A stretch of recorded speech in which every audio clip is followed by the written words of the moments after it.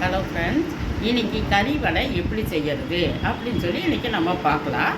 கொத்தமல்லி, பச்சை மிளகா, கரம் மசாலா, சோம்பு, இஞ்சி, கருவேப்பிலை தழை, இது கொத்தமல்லி தழை. மட்டன் வந்து 300 கிராம். இது வெங்காயம் சின்னதாக பொடியாக நறுக்குனது 200 கிராமு. இது வந்து கடலைப்பருப்பை நான் அரைச்சி வச்சுருக்கிறேன். பருப்புக்குள்ளாக இந்த கறி வந்து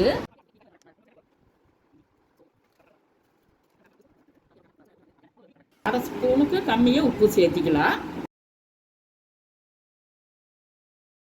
இப்போ எண்ணெய் காஞ்சிருச்சு. இப்போ வந்து இப்படி நம்ம தட்டி போட்டுக்கலாம்.